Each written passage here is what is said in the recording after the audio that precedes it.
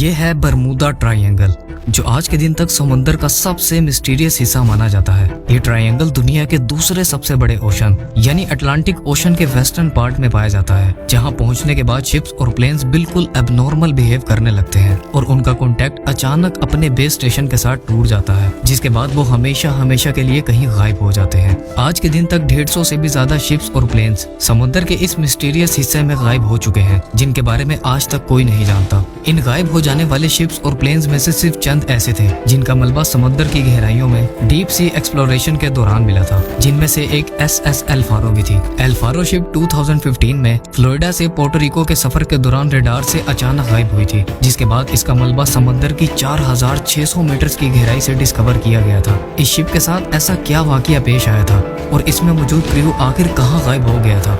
Bermuda triangle United states में मौजूद Florida से लेकर पोर्टो रिको तक और फिर बरमूदा आइलैंड से लेकर वापस फ्लोरिडा तक के बनने वाले एरिया को कहा जाता है। ये बनने वाला एरिया क्योंकि एक ट्रायंगल शेप का है, इसी वजह से इसे बरमूदा ट्रायंगल कहा जाता है, जो तकरीबन 5 लाख स्क्वायर माइल्स यानी 8 लाख स्क्वायर किलोमीटर से भी ज्यादा के एरिया पर फैला हुआ है। बरमूदा ट्रायंगल को हिस्ट्री में कई अलग अलग नामों से पुकारा जाता था, कभी ग्रेवयार्ड ऑफ द अटलांटिक, कभी सी ऑफ डूम, तो कभी दी डेविल्स ट्रायंगल। लेकिन फिर 1964 में इसे दी बरमूदा ट्रायंगल का नाम दिया गया। बरमूदा ट्रायंगल की ये कहानी उस वक्त दुनिया के सामने आई जब 1945 में यूएस नेवी की फ्लाइट 19 के 5 टोरपीडो बॉम्बर एयरक्राफ्ट्स अपनी रूटीन ट्रेनिंग के दौरान अचानक रडार से गायब हुए थे। इस फ्लाइट में 14 क्रू मेंबर्स मौजूद थे, जिन्हें ढूंढने के लिए कुछ टाइम बाद ही एक मैरिनर सर्च एयरक्राफ्ट भी उसी इलाके में भेजा गया था। इस एयरक्राफ्ट में रेस्क्यू टीम के 13 मेंबर्स मौजूद थे, लेकिन कुछ देर बाद ही ये एयरक्राफ्ट भी अचानक रडार से गायब हो गया। इन 6 एयरक्राफ्ट और 27 लोगों के गायब हो जाने के बाद एक बहुत बड़ा सर्च ऑपरेशन कंडक्ट किया गया,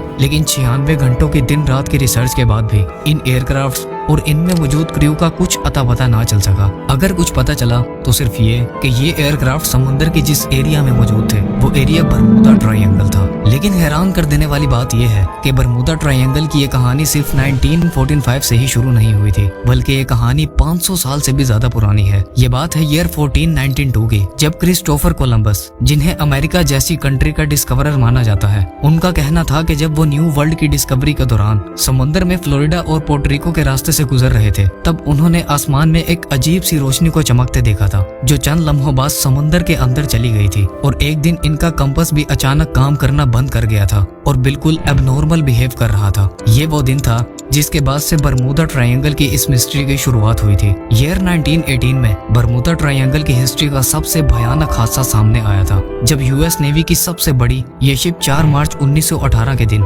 यूनाइटेड स्टेट्स में मौजूद बाल्टीमोर शहर से ब्राजील के लिए रवाना हुई थी। इस शिप में 306 क्रू मेंबर्स मौजूद थे, जिनके अलावा इसमें 11,000 टन मैंगनीज भी था। सफर शुरू होने के कुछ टाइम बाद ये शिप अचानक बेस स्टेशन के रडार से गायब हो गई थी। इस शिप से आने वाला आखिरी मैसेज ये था, मौसम बिल्कुल साफ है और सब कुछ ठीक चल रहा है। लेकिन इसके बाद इस शिप के बारे में कुछ अता पता ना चल सका। ये शिप आखिर कहाँ चली गई और इसके साथ ऐसा क्या वाकया पेश आया था, आज के दिन तक इस बारे में कोई नहीं जानता। लेकिन हैरान कर देने वाली बात यह थी, अगर उस दिन मौसम बिल्कुल साफ था तो फिर इस शिप के साथ आखिर क्या हुआ था? क्या समुद्र के इस खौफनाक इलाके में खतरनाक सी मॉन्स्टर्स रहते हैं या फिर यहाँ एलियंस मौजूद हैं? इसके अलावा ईयर 1881 में एलन ऑस्टिन नामी एक शिप, जो कि बरमूदा ट्रायंगल के रास्ते लंदन से न्यूयॉर्क का सफर कर रही थी, उसे रास्ते में एक अननोन शिप नजर आई थी, जो दिखने में बिल्कुल नॉर्मल लग रही थी। लेकिन यहाँ हैरान कर देने वाली बात ये थी कि इस शिप में एक भी इंसान मौजूद नहीं था, यानी इस शिप में किसी इंसान का नामो निशान तक मौजूद नहीं था। एलन ऑस्टिन शिप के कैप्टन ने जब इस शिप के अंदर जाकर रिसर्च की तो ये शिप बिल्कुल ठीक हालत में मौजूद थी और इसमें मौजूद सामान भी बिल्कुल सही सलामत मौजूद था, लेकिन इसमें कोई इंसान मौजूद नहीं था। आज के दिन समुद्र से मिलने वाली इन शिप्स को घोस्ट शिप्स कहा जाता है, जो ओशन की सबसे बड़ी मिस्ट्रीज में से एक है। इस टॉपिक पर एक पूरी डिटेल्ड वीडियो बनाई जा सकती है। अगर आप घोस्ट शिप्स की मिस्ट्रीज के बारे में जानना चाहते हैं तो कमेंट्स में जरूर बताएं। एलन ऑस्टिन शिप के कैप्टन ने अपनी शिप के कुछ क्रू मेंबर्स को इस शिप पर शिफ्ट किया ताकि वो इसे अपने साथ ले जा सके, लेकिन कुछ देर बाद वहाँ एक भयानक समुद्री तूफान आ पहुंचा, जिसके बाद ये घोस्ट शिप अचानक वहां से गायब हो गई। कुछ देर बाद जब मौसम साफ हुआ तो कैप्टन ने उस शिप को ढूंढने का फैसला किया और कुछ टाइम बाद उन्होंने इस शिप को ढूंढ भी लिया। मगर जब वो उस शिप के करीब पहुंचे तो जो कुछ उन्होंने देखा उसने उनके होश उड़ा दिए थे। ये शिप फिर से बिल्कुल खाली थी और इसमें मौजूद क्रू फिर से कहीं गायब हो गया था, जिनका कहीं नामो निशान ना मिल सका था। 10 जुलाई 1945 के दिन यूएस नेवी का PBM-3S patrol sea plane 14 crew members के साथ बरमूदा ट्रायंगल में रडार से अचानक गायब हो गया था। इस जहाज में मौजूद क्रू के साथ भी सेम वही वाकया पेश आया था। इनका कॉम्पस अचानक से काम करना छोड़ गया था, जिसके बाद ये बरमूदा ट्रायंगल में कहीं खो गए थे।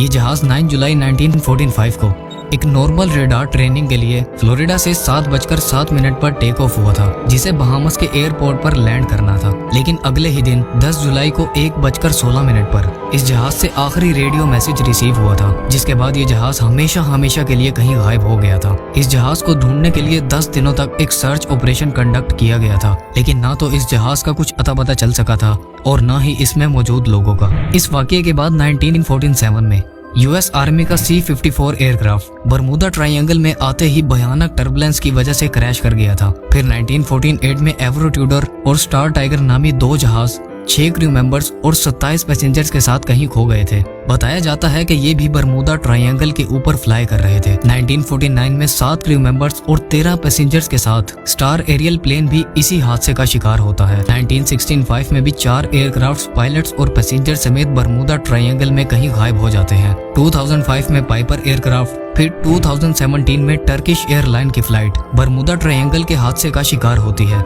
लेकिन खुशकिस्मती से ये अपनी जान बचाने में कामयाब हो जाती है। उसके बाद मई 2017 ही में मित्सुबिशी कंपनी का एक एयरक्राफ्ट भी बरमूदा ट्रायंगल में गुम हो जाता है, जिसके बाद उसे समुद्र की 24,000 फीट की गहराई से डिस्कवर किया जाता है। आखिर क्या है बरमूदा ट्रायंगल की हकीकत, जो ये किसी भी प्लेन या बड़ी से बड़ी शिप्स को भी नहीं छोड़ता। बरमूदा ट्रायंगल के बारे में कई लोगों का ख्याल है कि यहाँ समंदर के अंदर सी मॉन्स्टर्स रहते हैं और या फिर यहाँ पर एलियंस का बसेरा है, लेकिन ये सब सिर्फ एक झूठी कहानियां हैं। कई सालों तक रिसर्च करने के बाद साइंटिस्ट आखिर बरमूदा ट्रायंगल की मिस्ट्री को हल करने में कामयाब हो चुके हैं। सैटेलाइट्स की मदद लेकर रिसर्च करने के बाद ये बात सामने आई कि समंदर के इस हिस्से में हरिकेन्स जैसे भयानक तूफान बहुत ज्यादा मिकदार में आते हैं। दुनिया में सबसे ज्यादा हरिकेन्स चाइना में आते हैं, लेकिन दूसरे नंबर पर ये तूफान अमेरिका के शहर फ्लोरिडा में आते हैं और ये वही एरिया है जो बरमूदा ट्रायंगल में आता है। साइंटिस्ट के मुताबिक जब बरमूदा ट्रायंगल में ये तूफान आते हैं तो यहाँ समंदर के ऊपर हेक्सागोन पैटर्न्स के क्लाउड्स बनते हैं, जो तकरीबन 80 किलोमीटर तक बड़े होते हैं। इन क्लाउड्स के नीचे खतरनाक समुद्री हवाएं चलती हैं, जिनकी रफ्तार 250 किलोमीटर पर आवर से भी ज्यादा होती है। इसके अलावा समंदर के इस हिस्से में मीथेन हाइड्रेट्स की भी एक बड़ी तादाद पाई जाती है। साइंटिस्ट के मुताबिक पानी में मौजूद इन मीथेन हाइड्रेट्स में से जब बबल्स निकलते हैं तो वो पानी की डेंसिटी को कम कर देते हैं, जिसकी वजह से इनके ऊपर से गुजरने वाली बड़ी से बड़ी शिप ना चाहते हुए भी समंदर के अंदर डूब जाती है। इसके अलावा तीसरी रीजन ये भी बताई जाती है कि बरमूदा ट्रायंगल के एरिया से ट्रैफिक बहुत बड़ी तादाद में गुजरती है, जिसकी वजह से यहाँ हादसों के चांसेस भी बढ़ जाते हैं। उम्मीद है आप वीडियो भी लाइक और शेयर करोगे